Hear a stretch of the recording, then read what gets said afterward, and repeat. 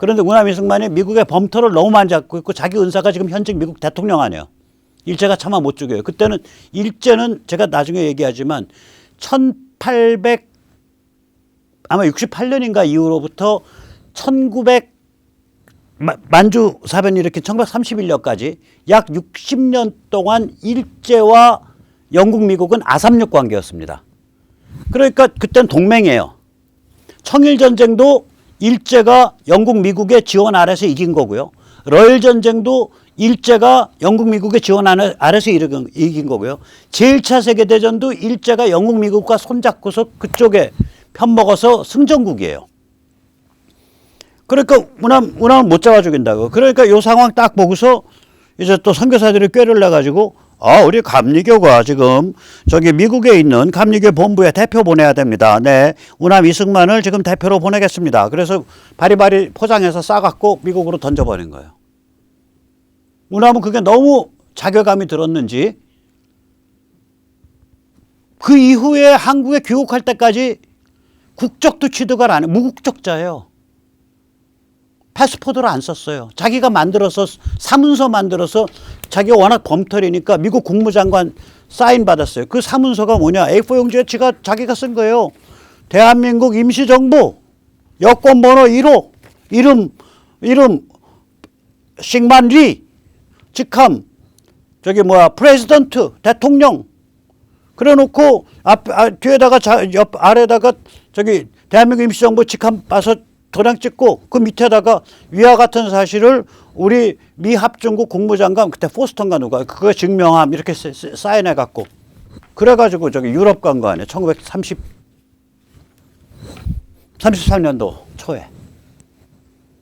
그 전에 중국 갈 때는 시체에 실은 관 사이에 누워갖고 1922년에 21년인가 밀항했고 하와이에서 샹하이까지 돌아올 땐 샹하이에서 필리핀까지 밀항한 다음에 필리핀의 당시 총독인 메가더의 아버지 메가더에 의해서 하와이로 돌아왔고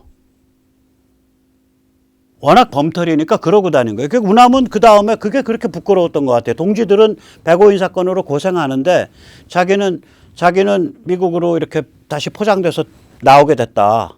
보쌈당해서. 그래서 이 양반은 무국적자로 살았다고요. 자, 그러면 이제 운함을, 그러니까 3.1운동 때 운함이 깊은 영향을 미쳐요. 그 3.1운동의 선언문 보면 그게 운함이 가지고 있는 프로테스탄티즘이 가지고 있는 세계관이랑 그대로 반영되어 있다고요. 그 개명된 현대 문명의 세계관이랑. 하나님이란 용어는 없지만 인간의 개인, 실존, 자유, 현대 문명에 대한 신뢰, 과학 문명에 대한 신뢰, 세계 질서의 진화, 발전에 대한 신뢰 이게 배어져 있잖아요. 고스란히 배어져 있다고요. 거기 그 3.1운동 선언문에 보면. 그래서 3.1운동이 끝난 다음에 이걸 통합 상해 임시정부 대통령 만들 때 그 누가 만들어줬냐. 그 전에 또 각 임시정부들 대통령 만들 때 누가 만들어줬냐. 이때 나선 사람이 지금 저 이회영의 동생 이시영 그리고 대한민국의 기독교계의 큰 어른으로 꼽히는 손경도 두 사람이 나서준 거예요. 그래서 그 당시에 처음 찍은 사진 보면 이회영과 이시영 그 사이에서 운함이 딱 가운데 있습니다. 그래서 저는 아까 저 이회영 그 기념관에 대해서 조금 아쉬운 점은 이시영이 얼마나 많이 다뤄졌는지 모르겠어요. 저 집안에서 진짜 내세울 인물은 이시영입니다. 이시영. 이회영 저 양반은 노선에서는 제가 굉장히 아주 안 좋게 봐요. 결국 나이 들어서 간 데가 어디야. 극단적 테러리스트 무정부주의예요. 저거 테러 노선이거든요. 무정부주의는.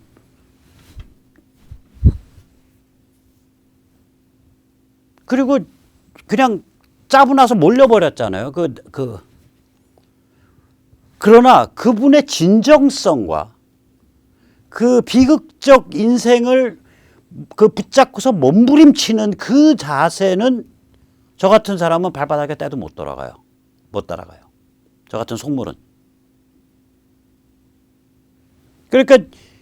그러나 이시영 같은 분은 그 진정성과 몸부림치는 것도 같이 갖고 있으면서도 동시에 자유민주공화국으로 온건하게 나아가야 된다라는 노선도 올바른 거예요. 둘 다 올바라요. 저 형보다 훨씬 나아요. 1년 위 형보다.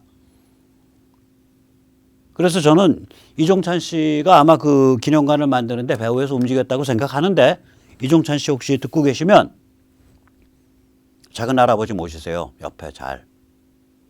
그래야 집안이 삽니다. 더 빛을 봅니다. 자, 근데 이제 이 윤석열이 여길 갔단 말이에요. 여길 가가지고 딱 이런 말을 했어요. 항일 무장운동을 펼친 우당과, 그러니까 이회영과 그 가족의 삶은 엄혹한 만국의 현실에서 나라를 구하기 위한 너블리스 오블리지, 생생한 상징입니다. 한 나라는 그 나라가 배출한 인물들뿐만 아니라 그 나라가 기억하는 인물들에 의해서 그 존재를 드러냅니다. 맞는 말이에요.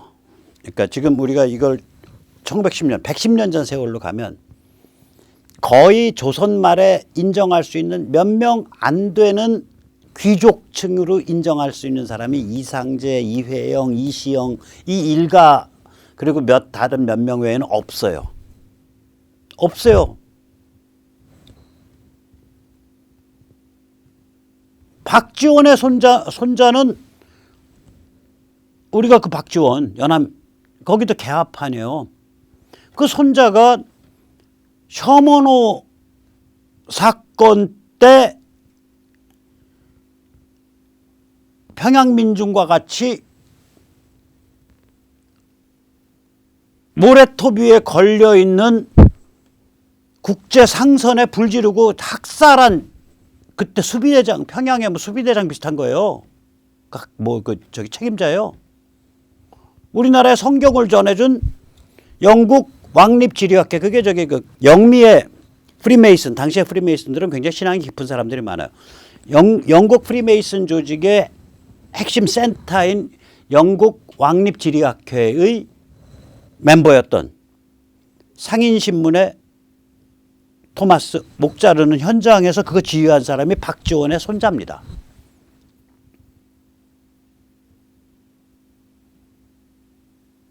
그 우리가 실학파로 인정하는 박지원의 손자가 결국 그 집안에서 그렇게 된 거예요. 그 집안이 전부 그냥. 그 다음에 뭐 우리가 알만한 귀족이 안 나와요. 그래서 이 말 자체는 맞아요. 왜냐하면 그 당시에 노블리스 오블리지가 있었어.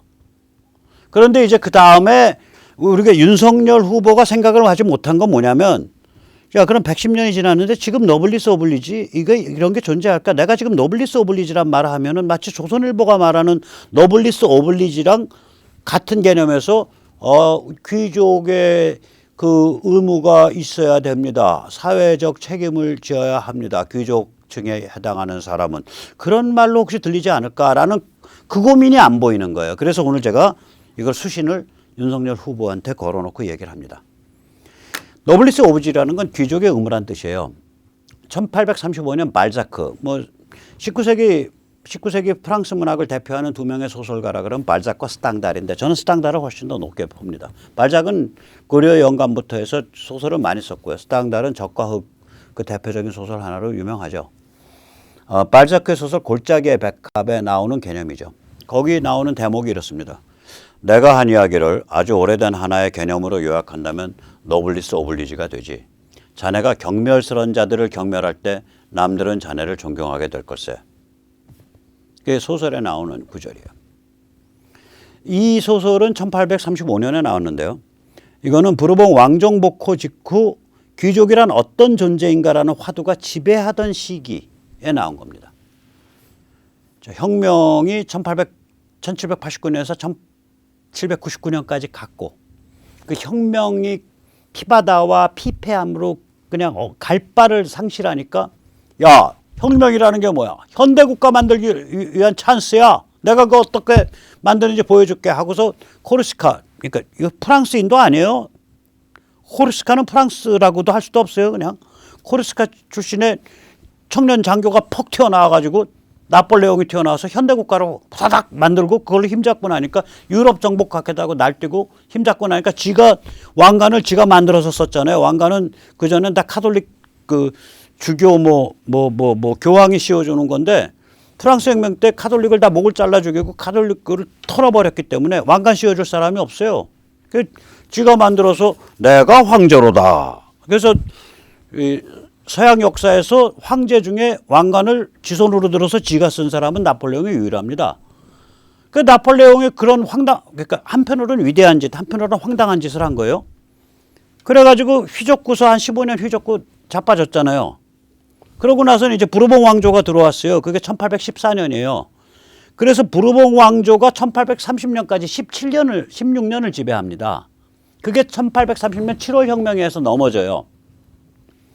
그때는 계급혁명은 아니에요. 성격이 좀 달라요. 그냥 공화파, 약간 급진공화파 혁명인데.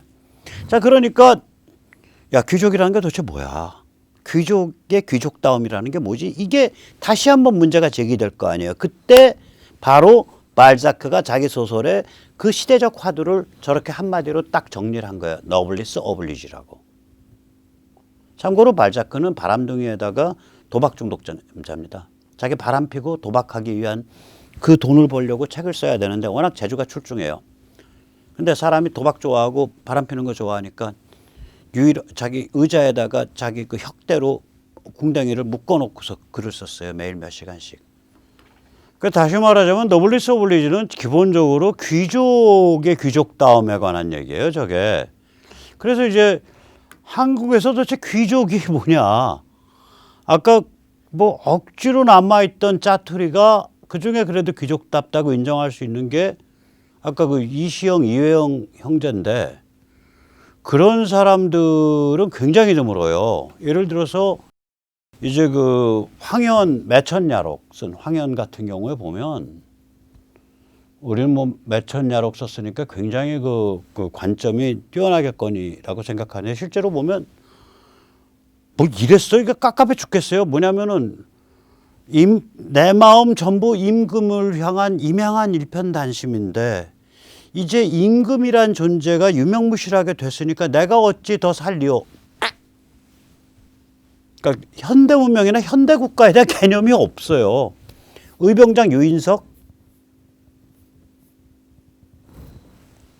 그 상민 출신의 부대장이 자꾸 말빨 세워가지고 이렇게 그 반박을 제기하니까 열받아가지고 끌고 나가서 어디 반상을 모르고 천한 것이 대든다고 목을 잘라주겠어요.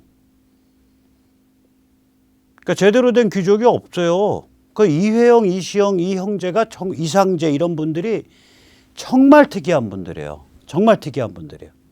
그 전체적으로 보면 한국은 귀족다운 귀족이 없어지지 최소 400년이다. 극단적으로 귀족은 이순신 돌아가셨을 때 거의 다 한꺼번에 멸종했다. 그 무렵 이짝 저짝으로. 병자호란 이유는 중화 성리학 탈레반의 세상이에요. 성리학은 전 유학으로 안 봅니다. 성리학은 공자의 껍데기를 뒤집어 쓴 우주 종교예요. 음양오행을 종교 교리로 만든 거예요. 이 성리학이 왜 먹히냐면은 청체제에 저희가 짓밟혔잖아요. 거기에 대해서 정신승리를 하는 거예요. 우리가 너희에게 밟혔지만 우리의 정신은 중화 성리학 질서를 섬긴다. 너희 만주 야만인들은 도저히 따라올 도리가 없노라. 이거예요. 이게 송시열의 정신세계예요. 그래가지고 망한 명나라의 마지막 황제 숭정제를 모시는 사당을 그 송시열 근처 거기다 만들어 놓은 거 아니에요. 충청도에. 그게 만동묘죠. 그래 놓고 대명천지 1월 숭정 이런 소리나 하고 있는 거 아니에요. 대명천지라는 건 뭐냐면 위대한 명나라의 질서가 천지 운행의 법칙을 따르고 있으며 혹은 위대한 명나라의 질서가 천지에 가득하게 퍼져 있으며 명나라의 마지막 황제인 숭정제께서는 해와 달같이 빛나는도다.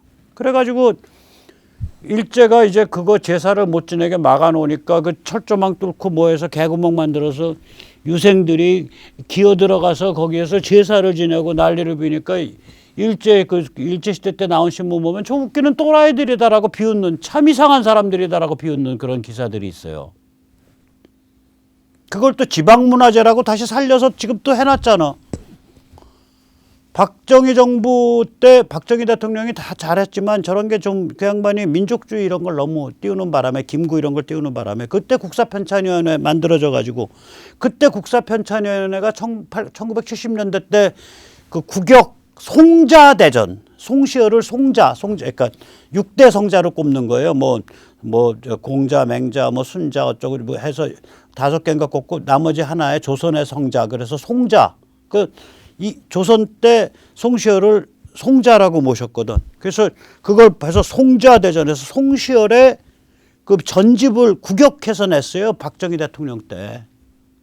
그러니까 지금 우리 국사학계 망가지는 그 씨앗이 이미 그때 다 들어있던 거예요. 이 중화 탈레반 중화 탈레반인데 이것의 결국 핵심은 뭐냐면은 어깃장과 오기를 통한 주체성 유지예요.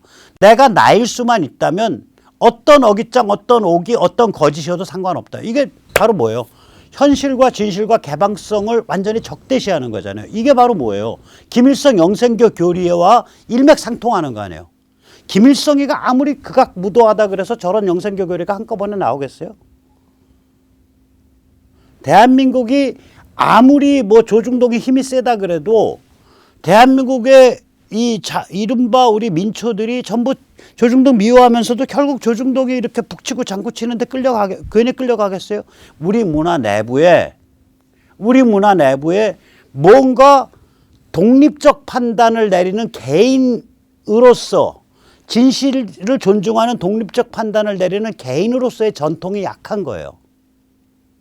왜 약하냐? 저 성리학 탈레반 근성 때문에 그래요. 그때부터 먹물들은 현실, 진실, 개방 웃기지 마. 세상 어떻게 돌아가냐 웃기지 마. 우리가 우리로서 남을 수만 있다면 무슨 대가를 치러도 돼. 이게 저 조선 성리학의 핵심 멘탈입니다. 내가 나일 수만 있다면 내가 정신병자여도 상관없고 내가 현실과 유리돼도 상관없고 내가 진실을 적대시해도 상관없고 내가 악을 섬겨도 상관없다. 오로지 내가 나일 수만 있다면. 저게 바로 김일성 영생교가 귀에다 대고서 저기 세뇌하는 그 악마의 복음이잖아요. 네가 생명을 적으로 돌리고 네가 현실을 적으로 돌리고 네가 문명을 적으로 돌리고 네가 진실을 적으로 돌리고 다 돌려도 돼. 왜냐하면 내 말을 따르면 네가 순결한 백이민족의 주체성을 유지할 수 있으니까. 저는 그래서 송시열의 수석 제자는 김일성이라고 생각을 합니다. 똑같아요. 맨 마지막을 따면 저 주체성 게임이거든요. 현실을 떠난 생명을 적대시하는 진실을 적대시하는 개방을 적대시하는 세계를 적대시하는 병적 주체성의 게임이에요. 저게 병든 주체성. 그것 때문에 성리학 탈레반의 종교성이 있습니다. 자 보세요. 사람 때려잡을 때 사문난적 아닙니까? 거짓말로 세상을 어지럽히는 도적놈 같은 놈들. 완전히 교조주의잖아요. 우리는 선, 너는 악. 종교적이죠. 학문에선 저렇게 될 수가 없죠. 박지원의 책이 박지원 연암일기 이게 일제 때 출간된 거 아세요? 일제가 조선보다 출판 언론의 자유가 더 있는 거예요. 훨씬 더. 조선 때 저거 출간됐으면 그 박씨 일가 다 망했습니다. 다 목 잘리고요. 다 노비됐고요. 최소한 박지원 책만 가지고 말하자면 조선 때보다 일제 때가 차라리 출판 언론의 자유가 더 있다니까. 출판 언론 표현의 자유가. 왜 그러냐면 조선은 성리학이라는 종교를 극악무도하게 떠받던 체제니까. 아니 어떻게 지금 세계 정세에 대해서 저거 손잡으냐 마냐 얘기하는데 그걸 정과 사로 나눕니까? 정을 보유하고 사를 쳐낸다. 사라는 건 그때 악마거든요. 선을 보유하고 악을 쳐낸다. 바깥 세상을 악으로 규정하잖아요. 종교적 관점이잖아요. 저게 이슬람 그 근본주의랑 뭐가 달라요? 똑같잖아요.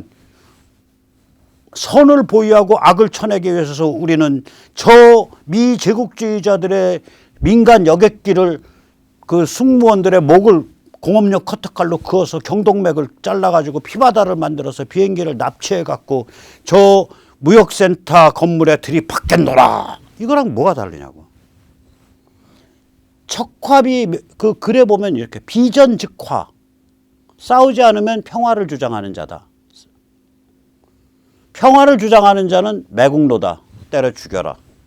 비전즉화, 주화, 매국. 종교적이에요. 저건 종교구호지 정치구호가 아닙니다. 그래서 저는 중화 성리학 탈레반은 저건 종교 시스템이다. 저건 종교 시스템이다. 저건 정치 시스템이 아니에요.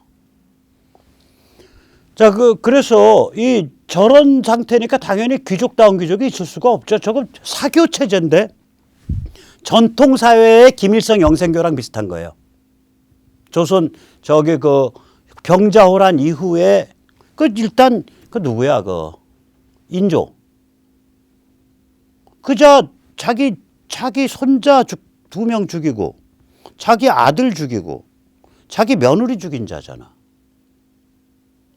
왜? 청나라로부터 많이 배우고 그쪽이랑 잘 지내야 된다라는 입장 취했다고. 왕세자를 죽인 자잖아요. 왕세자 비를 죽이고 왕세손을 죽이고. 저게 정상이겠어요?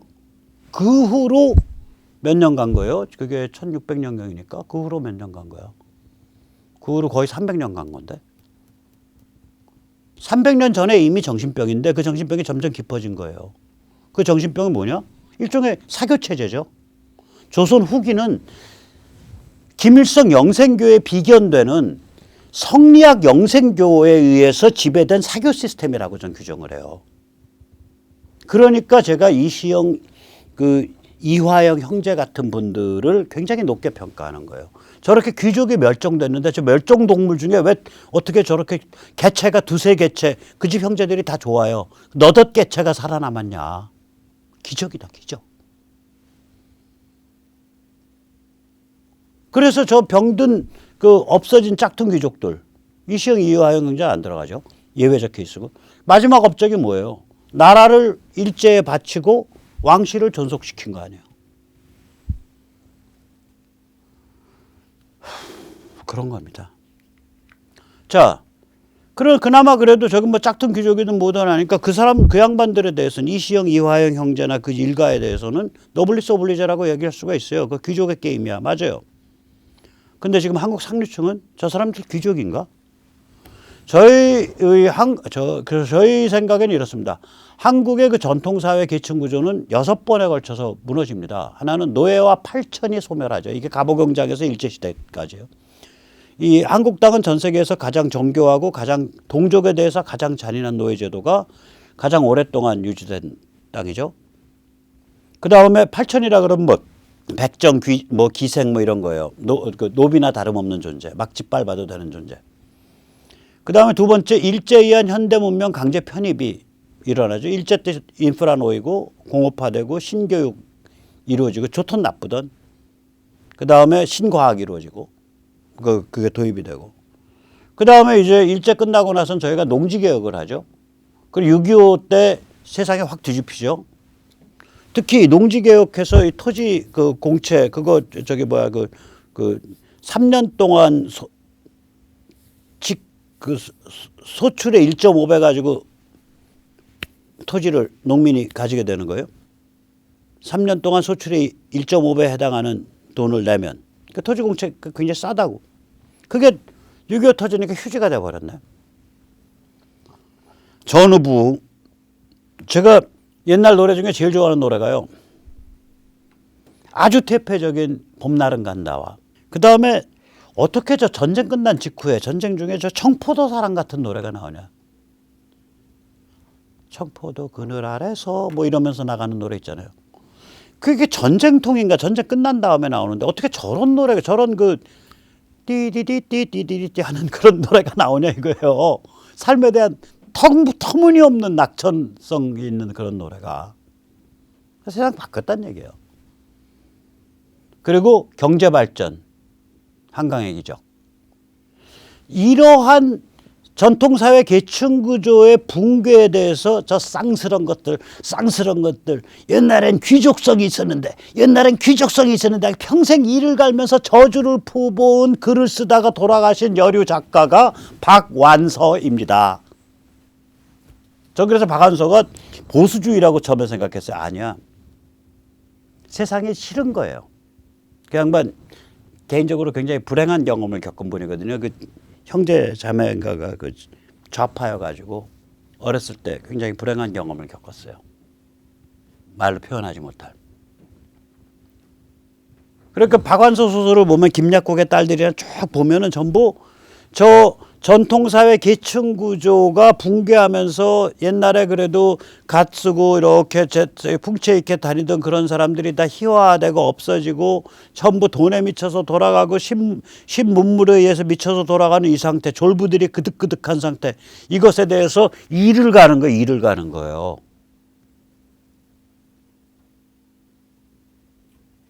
자, 그런데 우리가 운이 좋았단 말이에요. 우선 첫째는 하나 뭐냐면 세계에서 가장 고급직 미국 프로테스탄트 선교사들이 한국 사랑에 빠졌어요. 이게 헐버트 어비슨인데, 헐버트나 어비슨 같은 선교사가 다른 나라에 간 사람들 중에 있냐? 제가 보기는 없어요.